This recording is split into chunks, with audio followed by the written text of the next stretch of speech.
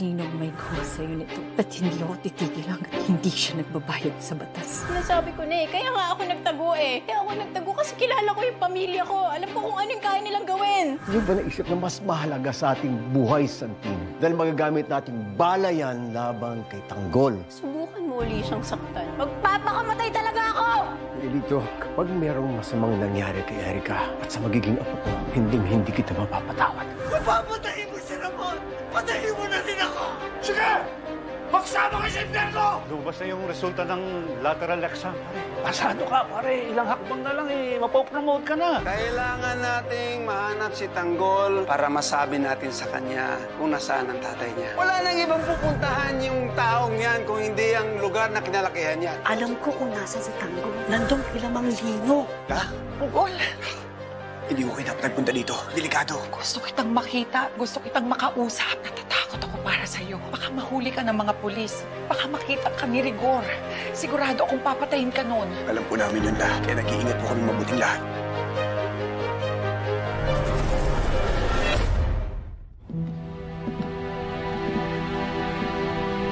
Deng.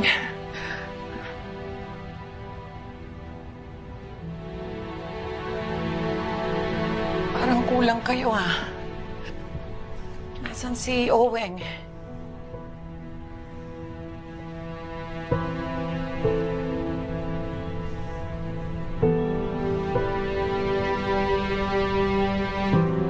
Saan si Oweng?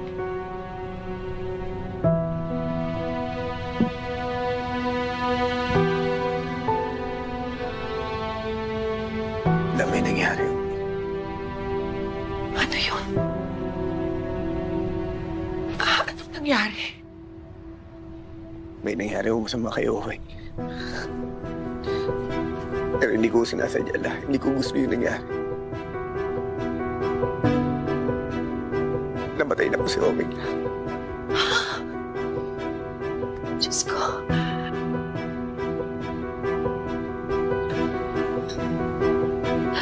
Kilala kita.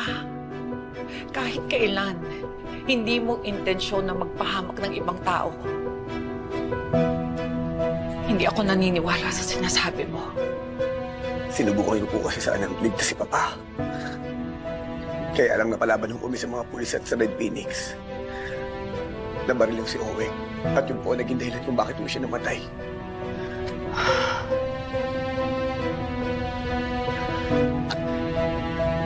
Nakikiramay ako sa inyo. Nakikiramay ako sa iyo, Tanggol. Alam ko kung gaano mo minahal si Oweng.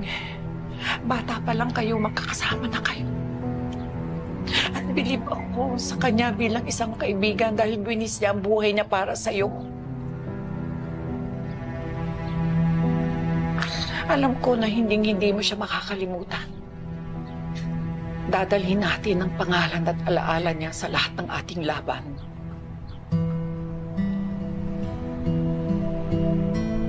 Salamat, Huda.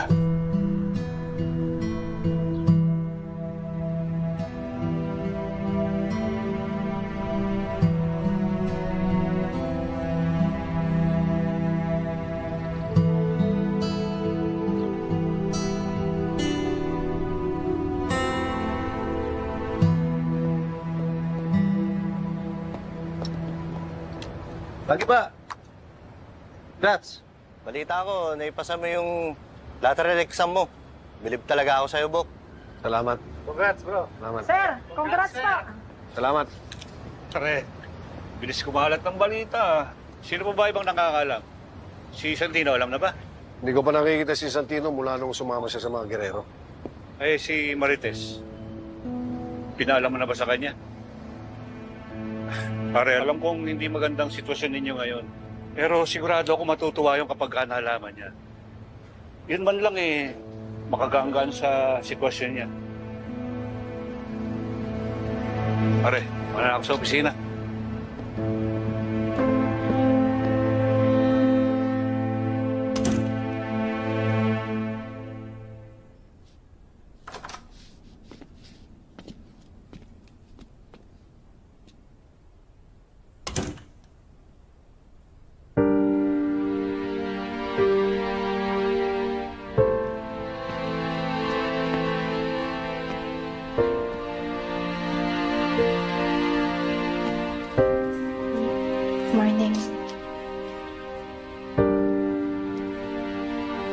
ba maayos?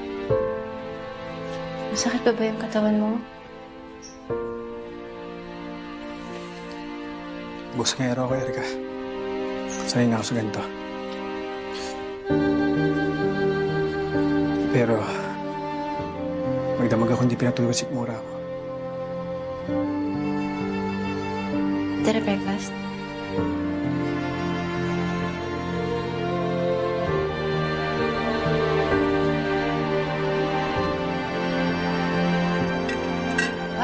Sakit ng ulo ko. Wala ba tayong mas malakas sa kape? Hindi ako makapaniwala. Si Erika magkakaanak sa pinsan niya. Tama ba yun? Totoo ba yan? Pinabayaan mo kasi ang anak mo kaya siya nagkaganyan. Ako na naman ang may kasalanan. Ako na lang lagi sinisisi mo. Sino pa? Ikaw ina eh. Tatay ka, di ba? May responsibilidad ka rin. Ginusto ko ba yung nangyari sa kanya? Gusto ko yon, ha? Ikaw ang ina, responsibilidad mo yan. Jackie, aminin mo na ng malaking pagkukulang mo sa anak mo. Ginusto natin mag-anak ng lalaki pero hindi nangyari. Andyan na si Erika. Pero ikaw, pinaparandam mo sa akin na mas mahalaga sa'yo at mas importante ka sa'yo. Yan si Miguelito. Ano? Hindi totoo yan, Ano hindi totoo? Hindi totoo yan. Nanay ako. Ako nagluwal sa kanya. Galing sa akin yung batang yan. Hindi yan nararamdaman ni Erika. Hindi ako papayag sa sinasabi mo na mas pinapaboran ko si Miguelito at wala akong pakialam kay Erika. Hindi totoo yan. Ma, kuya, calm down. Bakit hindi na lang natin tangkapin that this family is messed up? It's always been messed up. It will always be messed up. Let's just accept it. You have to eat something, Ma.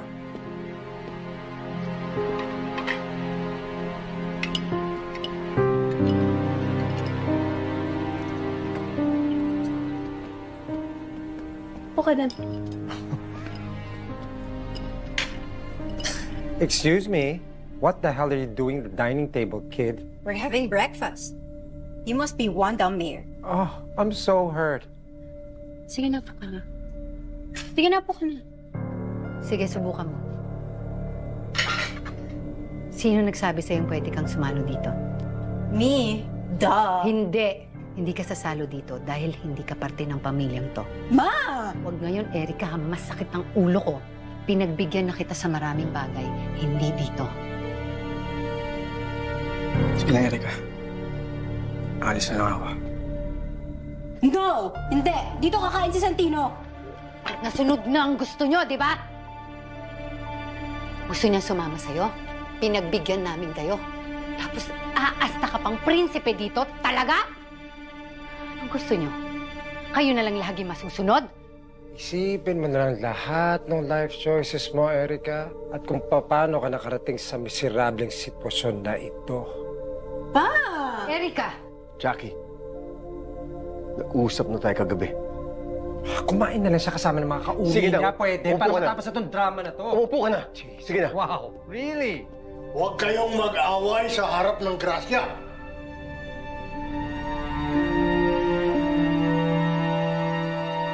Sige na, Erika. Dala lang muna ako. Sige, kasama ko sa'yo. Tara. Erika, upo ka.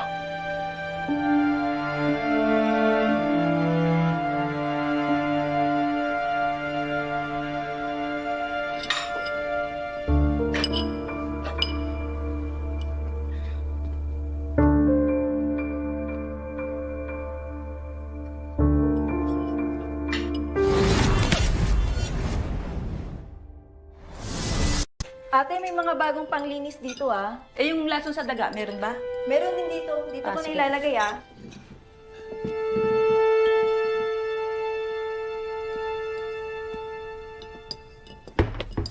Bilisan mo na. Baka mahanap na tayo. Bumos sa taas.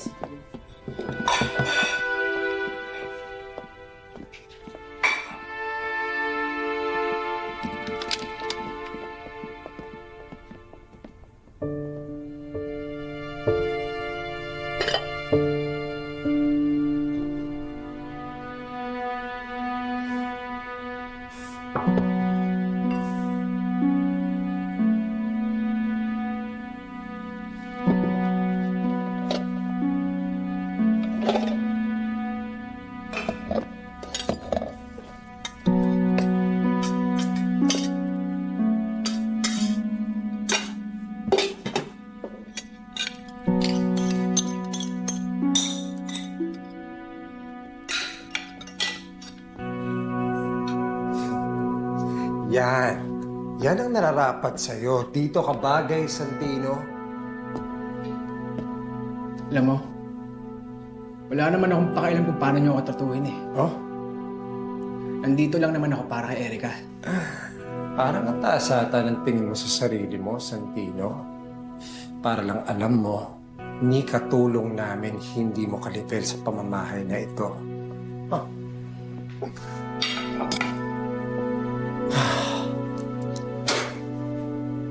What? Worthless piece of scum. Finish your breakfast, kid.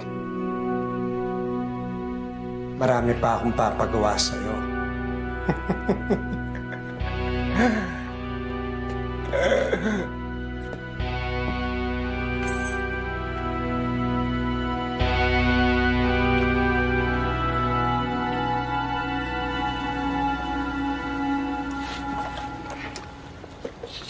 La?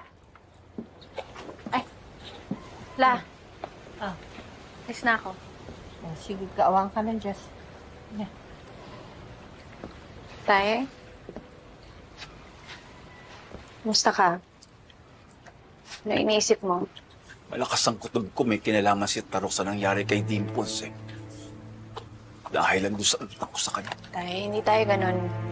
Hindi tayo nang bibintang ng wala pang pruweba. Ha? Kaya ako nga aagahan ngayon sa opisina eh, para ma-actionan ka agad yung investigasyon. Dapat sa simula pa lang, iniwasan mo na yan si Tarok. Kilala mo naman yun eh. Ang dami na nung nabibiktima. Sige na, sige na. Ako bahala kay Dimples, ha? Dito ka lang, pahinga ka. Alis na ako lang. Sige. Ay, nako. Kung ako lang yan, paglalaban ko pamilya ko, bahala na. Ako, hindi pwede yung may mga aapi-api dyan. At siga-siga kayo, ha? Iitakin ko kayo. Tangat, tadog-tarot yan. Yan! Tama yan! Paghiganti mo si Dimples! Nako! Ano yun? Saan pupunta si tatay? Susugurin si Tarok! Ayun, natauhan na! Ano? Mga lalaki! Sabi kong huwag umalis eh! Tol, uy, nandiyan ni Tarok. Doon ko sa loob.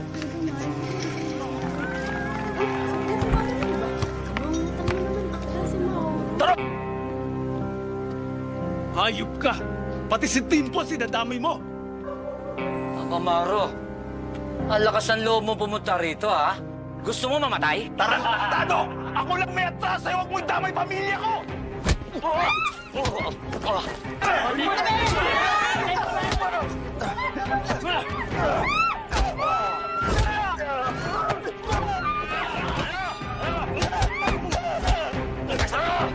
Nakita niyo ba tatay ko?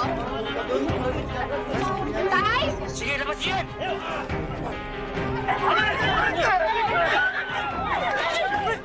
Ay!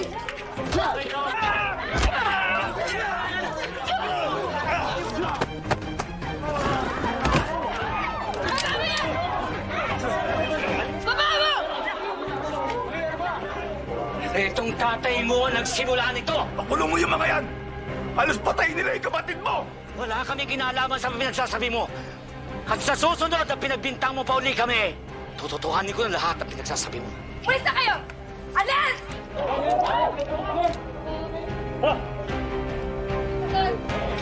Bakit hindi mo hinuli?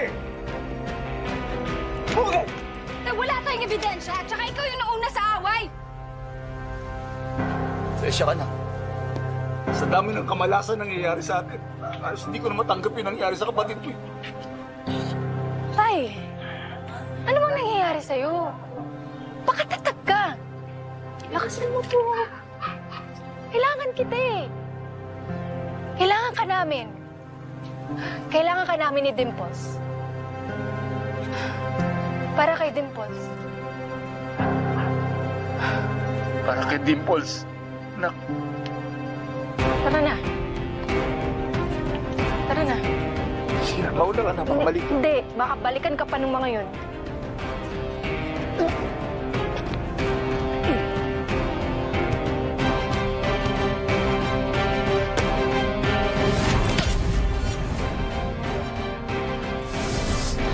karahasan, sexual, horror o droga na hindi angkop sa mga bata.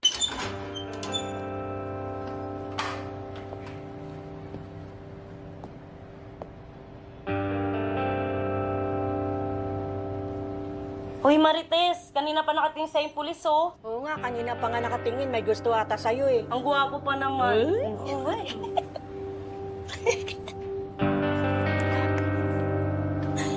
Pugi pa naman.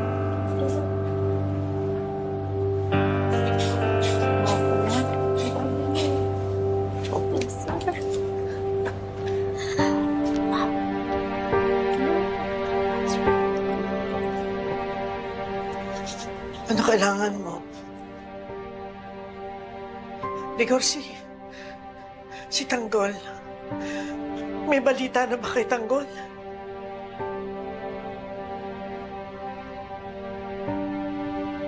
Kay Ramon. Kamusta na si Ramon? Huwag mo na hanapin si Ramon, Marites.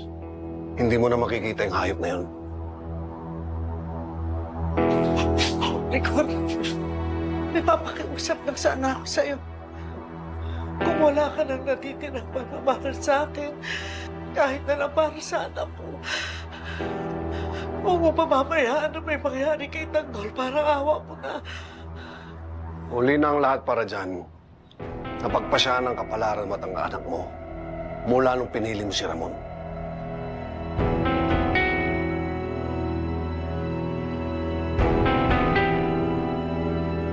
Korporal, pinapatawag po kayo ni Lieutenant Victorino.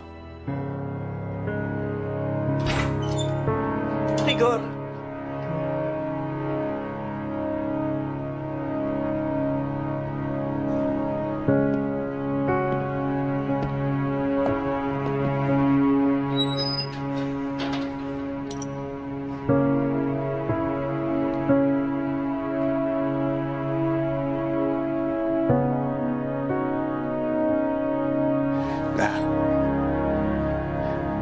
ano ang balita kay nanay?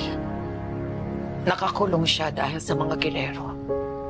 Naghahanap na kami ng paraan para mapawalang sala ang nanay mo. Yan ang hawak ni Roberto ang presinto. At nandun si Rigor, mahihirapan tayo.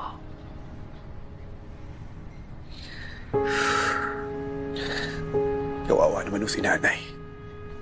Wala ko siyang kasalanan. Hindi ko siya dapat mahulong. Kaya gagawin ko ang lahat para makalaya siya doon. Pakakawalan mo siya? Oo. Dahil alam ko kung gaano kahirap sa loob ng kulungan. Kaya gagawin ko ang lahat para makalaya siya. Delikado yung gagawin mo. Alam ko. Pero mas delikado ang buhay ngayon doon ni nanay. Kinakailangan ko siyang mailigtas.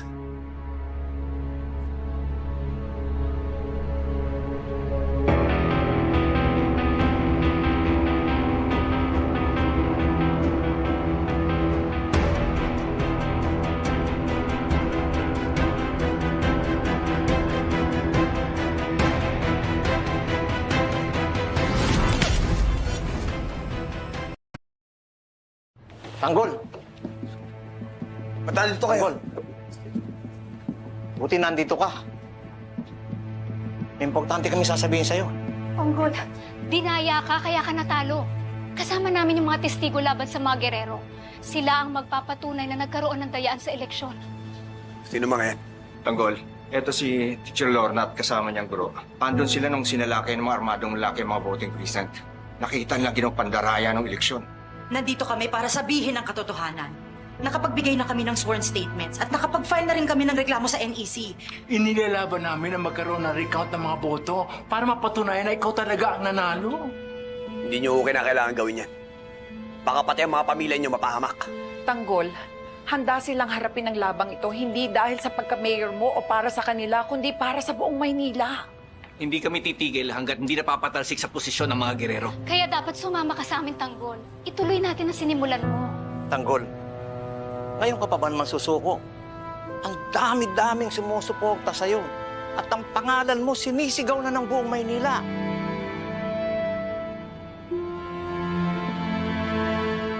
Kung gustong-gusto ko po kayo tulungan. Kaya lang alam niyo ngayon ang sitwasyon ko. Pinaghahanap ako ngayon ng mga pulis. Kinakailangan ko muna tulungan ng nanay ko at tulungan ng sarili ko bago ako makatulong sa inyo. Sa bagay, pag nahuli ka ng mga pulis, siguradong kulong ka. Kaya kailangan tayo ang kumilos para patunayan natin na si Tanggol ang nanalo sa eleksyon. Kailangan ka namin tulungan, Tanggol. Kahit mga baguhan lang kami at hindi pa namin alam ang sistema sa City Hall. Kailangan naming labanan ng mga girero. Pero kilala ko ang mga girero. Madumi silang maglaro. Mula kay Gustavo hanggang kay Roberto hanggang kay Miguelito.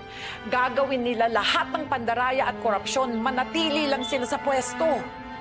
Kilala namin sila ni Tinding. Matagal kaming nagtrabaho sa loob ng City Hall. Alam na alam namin ang galawan nila, ang pamamalakad nila, ang sistema nila. Eh kung ganun, si Aling Tinding pala at Alfredo ang kailangan natin. Sila ang magtuturo sa atin kung paano babantayan ang kaban ng bayan. Magtulong-tulong tayo. Tayo magiging mata ng taong bayan sa loob ng City Hall. Hindi namin hahayaang waldasin at lapastanganing muli ng mga girero ang buong Maynila. No, Tinding. Alfredo, sasamahan niyo ba kami? Oo, sasama sila pati ako. Sabay-sabay natin pabagsakin ang mga grero. Oh, ganun naman pala eh. Wala naman palang problema eh. So ngayon pa lang, sumama na kayo sa mga konsehal. Kayo ang magiging katuwang nila sa opisina. Kayong tatlo. Papayag mo ba kayo? Tanggol. Napakahirap para sa akin. Napakapait ng aking karanasan nung nagtatrabaho ko sa City Hall. Pero para sa'yo, sa buong Maynila ang gagawin ko. Tama sila. Kami ang magiging mata ng taong bayan laban sa lahat ng mga ikinikilos ng mga girero.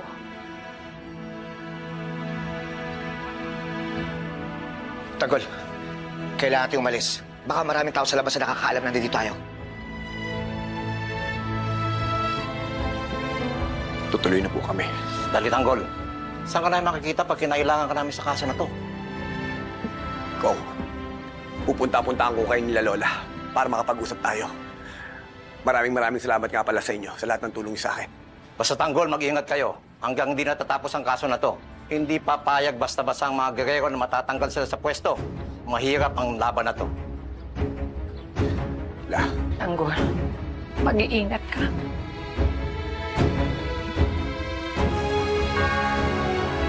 Ingat ka.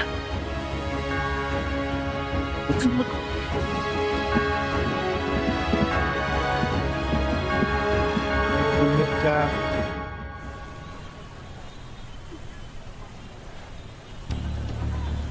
Sila Teban, dun sa kabilang dulo ng Quiapo naganap. Baka doon nila makita si Tanggol. Buti pa, mag-iwalay muna tayo. Baka muna maganap, malapit sa bahay nila Santino. Ano muna